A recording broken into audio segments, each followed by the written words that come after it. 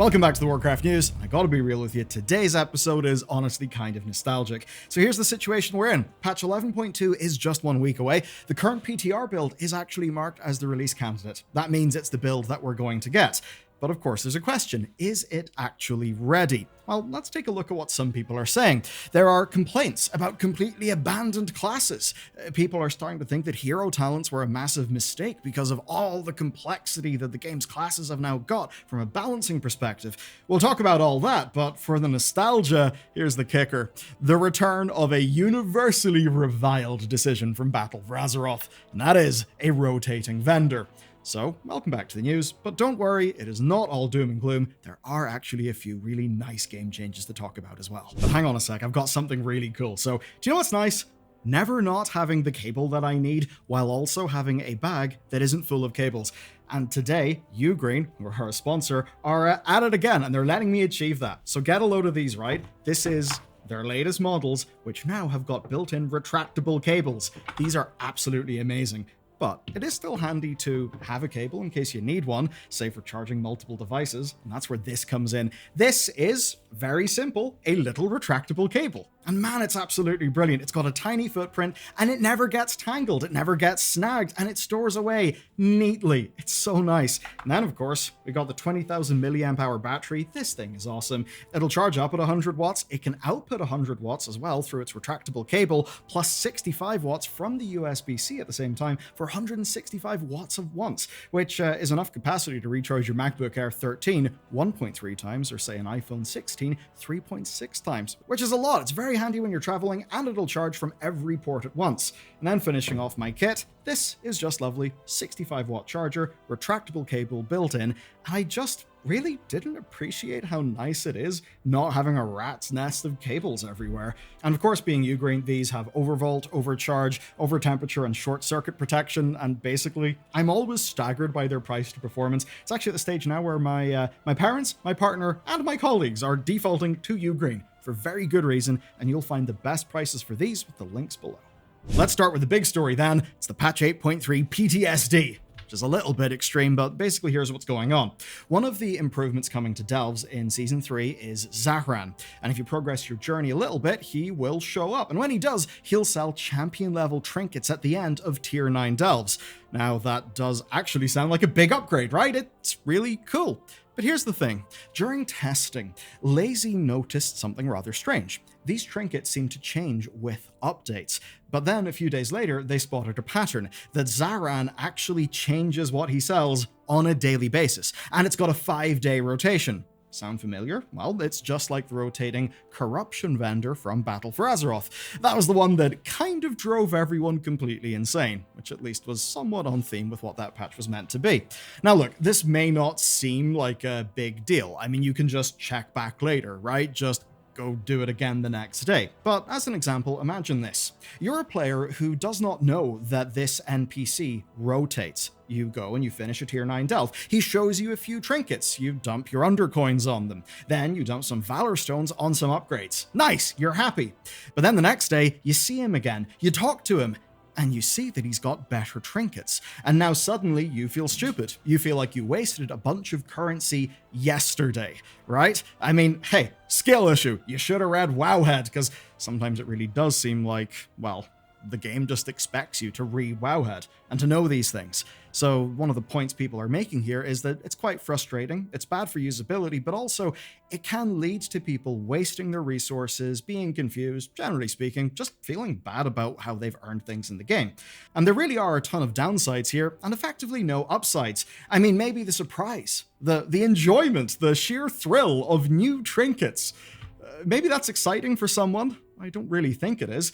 And even so, it does directly go against WoW's current design philosophy. WoW is now a game that's more about giving you choice and freedom. This system doesn't. Now, I'm not going to sit here and say that this will ruin the patch. It absolutely will not. But it is the repeat of a mistake that they made over 5 years ago in patch 8.3. That's a little worrying. You would have imagined that someone in the WoW team would have spotted this and perhaps would have said, hang on a second, we tried this before and the players didn't like it. But no, that doesn't seem to have happened. And here's what you need to understand. Whenever someone, a person, a single human, repeats a mistake, that's quite simply called not learning. But when a team repeats a mistake, that is called losing institutional knowledge. And that's worrying here, because Blizzard have learned so many lessons, especially the ones from BFA through to Shadowlands. Those came at a price. They should really make sure that everyone on the team understands, that they know those lessons well. And as for this instance and this NPC, maybe Blizzard will let him sell every trinket at once a few weeks into the season, for some reason. Now, there's a reason I've been talking about institutional knowledge. What if I told you I've actually been setting something up? What I've been setting up is the next segment of this video, because we've got to say goodbye to a fairly, you know what, screw it, I'll say it, a fairly legendary dev. Sad news, everyone, Scarizard is leaving Blizzard. Now, if you don't know that name, honestly, you probably should. He joined World of Warcraft about 4 years ago, and the mark that he left in the game, honestly, is rather huge. I mean, to start with, he is responsible for loads of memorable items since Shadowlands. Think of things like the Grief Torch, right? Remember that? Say the voice of the Silent Star, the quantum items from Dawn of the Infinite.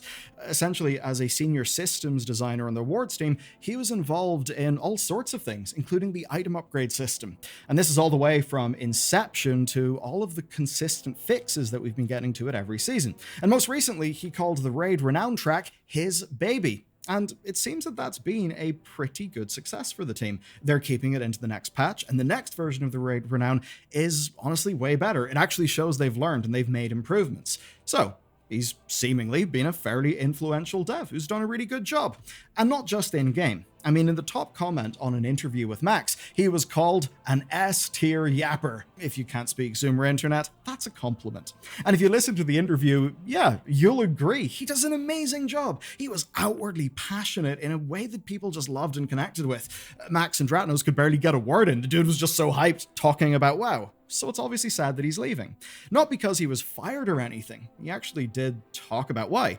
He wanted to, quote, imagine a future not tied to a patch schedule. Guess being a WoW YouTuber, I kind of know the feeling, but nowhere near the degree to, well, him, because it seems like it's a shitload of work. Now, obviously, he is just one member of a gigantic team, and he's not trying to claim credit. He is the first to call out other people on his team for doing a brilliant job. Basically, it's a team full of people who are just as passionate, but do not happen to be in the public eye as he has been. But still, they're waving goodbye to 4 years of lessons learned from a dev who was very much in the frontline trenches.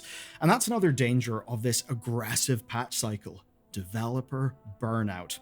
Because even with some separation, like say having a hypothetical, a team A and a team B taking turns in patches or something, well, teams like Scarizard's are said to work on a little bit of everything. I believe he was on the live team. So that's basically the team that ends up having to firefight every problem and make sure that all the seasons are actually good. And hey, if you look at season 2 of this expansion, holy shit, have they made improvements.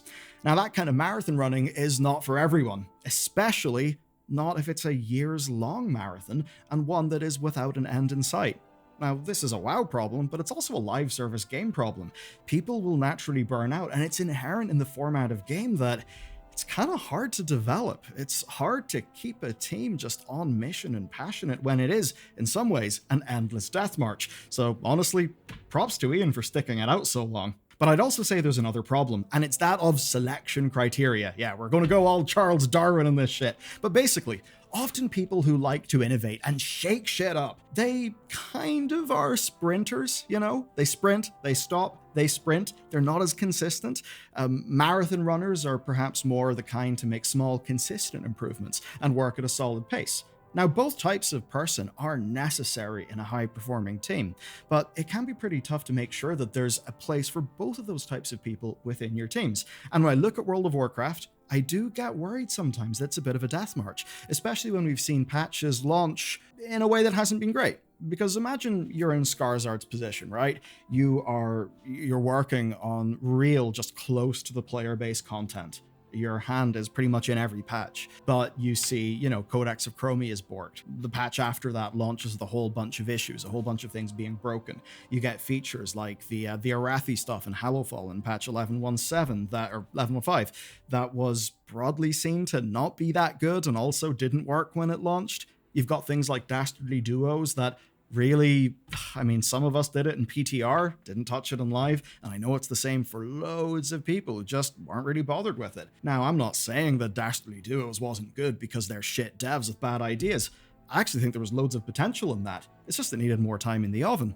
So I worry that developers like Scarizard are going to get burnt out by this content cadence. And certainly when I look at player feedback, it does seem that people are almost finding it hard to keep on top of just the crazy amount of stuff that WoW has. And to loop this back into the last topic, well, a world where a rotating vendor happens again, after we already know that players don't like it, that seems like a world where institutional knowledge has been lost. And to see a fairly important public-facing developer who's done real good work leave, and not leave because they've got some crazy new opportunity, but simply because they're burnt out and they want to live their own life free from a patch cycle, well, that is concerning to me. After a segment like that, it feels a bit weird to go back to game stuff, but hey, the show must go on. It's the nature of the beast. So, have you ever forgotten how many sparks that you've made and how many sparks you've used?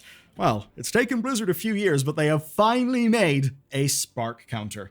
So Season 3 has got a new currency called Starlight Spark Dust. You'll get one every time you find a fractured spark this season, which basically means it's perfect for keeping track of how many sparks you've gotten. And because Blizzard are doing this via currencies, well, currencies do support showing weekly caps as well, so hopefully this will also show weekly caps. That does mean you won't need to get, say, an extra add-on, script, or anything like that, or just manually count out the weeks on your abacus. Now the game will actually tell you how these things work. Okay, let's talk about some other improvements then. So, if you've not been paying attention to WoW Classic, honestly you should, because it's great, and you may have missed something. Blizzard are fixing the lack of hard 5-man content. This is awesome.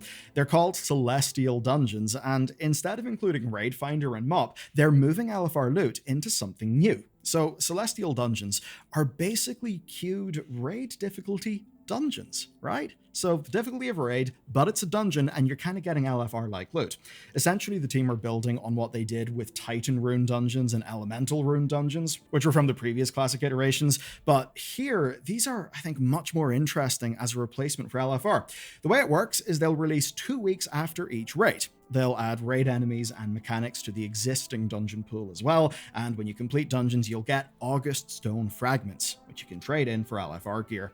And when the legendary cloak quest comes later, well, you'll be able to use these to progress that instead of raiding, which honestly is pretty sick. But that's not all, because there's one thing more relevant happening in Mists of Pandaria right now, and it's exactly what some of us expected.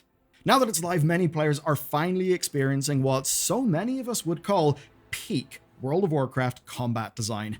Mists was legendary for it. I remember it fondly. It's when I started this channel. And for a lot of those players, well, they're kind of realizing that modern WoW does feel a little bit rough by comparison, at least sometimes. Essentially, MoP is when they did this to talents. And look, it was real controversial at the time. Believe me, I was there. Everything connected to your spec came to you as you leveled, so it was very prescriptive. It didn't have that many RPG elements. Your class basically played almost the exact same, unless you maybe had a crazy trinket or you finished a tier set. Now what that did is it let Blizzard keep things simple. You could put all your damage on your abilities. There was no need for tons of tiny effects from talents that would add up over time.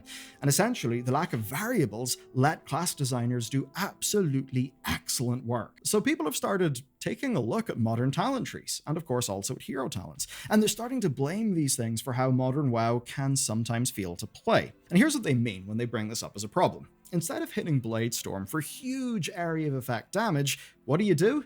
Well, you are Bladestorming, but you're doing that to apply the Overwhelmed effect. Your executes, by comparison to MoP, absolutely tickle, and that's because their real damage comes from stacking loads and loads of marks to buff your execute. It's all, of course, for the same amount of damage, it's the same buttons, but it's coming via a stack of buffs at various different times throughout your rotation. And if you want to see how bad it is for yourself, at least some people would say it's bad, check out a few DPS and healing specs with Harrick's advanced tooltips installed. right? Because, like, this will blow your mind. Turn that add-on on, move your mouse over an ability, and boom, a third of your screen will just be loads and loads of information. It's a hell of a lot. You'd almost need a math degree to understand how your spec works under the hood. Now, of course, some people are looking at the state of things then on PTR for patch 11.2, where they are finding broken specs, basically bugs that are kind of breaking how a few specs play. There are some broken tier sets. Balance is all over the place. But here's something that's changed. People are not saying lazy devs, shit devs. I mean, how could you look at, say, Scarizard's tweet? A man literally living his life by the goddamn patch release schedule. You can't look at that and think, oh, what a lazy bastard. He just couldn't cut it. No way. Instead, people are realizing that there's just so much complexity. You've got dozens and dozens of moving parts. I mean, how do you balance the damage of Bladestorm when it turns out Bladestorm is really being used to apply stacks of a thing that makes something else do loads of damage? Surely, if you're a designer for combat or you're just trying to balance something, that must be a nightmare. Because you make one change and suddenly you've got cascading effects everywhere. So perhaps designers have also got to be masters of advanced statistics. Now, in fairness to the modern game, the fantasies are mostly cool, and the utility choice that we get is great. And even the gameplay choices, where they actually exist, do feel pretty awesome. But for a lot of people, seeing the comparison to how fun Mists was, in a way, partially because it was quite a bit more simple, well, that does put all of this in a new light. And it's funny because it actually brings me back to a Preach video. This is way back in Warlords of Draenor, and I believe he was in the Blackrock Foundry. At the time, I was playing Beast Mastery Hunter, trying to kill that annoying Bomberman boss dude. And Mike was talking about how, from pull to pull, he would find there was just so much randomness in the amount of damage that his character did. And that was because of all the different procs and all the different effects. Now, of course, it's very much went further in that direction over time. And it just makes me think, yeah, maybe we shouldn't be advocating for a return literally to the Mists of Pandaria talent system. I actually do think the fantasy and the flavor of the current talent system is really good, but I do think some form of really fast, great simplification in those effects, just to put more damage on the abilities themselves rather than on compounding effects, I think that would probably be more fun. And just speaking as a player, I mean, when you hit execution, you really would like it to just do a shitload of damage and to not have a whole bunch of other stuff attached to it, because it's execution. It kind of has a point, right? Do you know what? I think there is a little bit of hope in this. You'll probably have noticed a lack of class changes as this expansion has went on. They started really strong. They obviously had a lot of firefighting to do, but after they stabilized things, the class changes really, really did slow down. That almost has me thinking, was this done for a reason? I mean, if the Midnight expansion is going to change a whole bunch of this stuff, then why the hell would you break your back doing loads of class overhauls and revamps and shit for patch 11.2 when it's all going to be thrown in the bin basically in like 6 months? That does make me think maybe there is something planned for the Midnight expansion. I very much hope that is the case anyway, because I do think we need a big reduction of class gameplay. Now, you may hear that and think, wait, do you mean less class gameplay? No, I do not. I mean reduction, like when you're cooking and you're making a sauce and you let it reduce, right? You let all the pointless water boil away. I think they need to do that for WoW's classes. I think if Ian said that, it would essentially be met with cheers. But you know what? This is only one of the ways that the War Within has felt a little bit funky as an expansion. If you've been wondering why, it basically feels like the War Within, the promise of going under Azeroth, right? A big journey way down to the world core and the world soul. If you're wondering why it feels like that stopped dead, you should watch this video next, because it basically explains exactly what you've been wondering.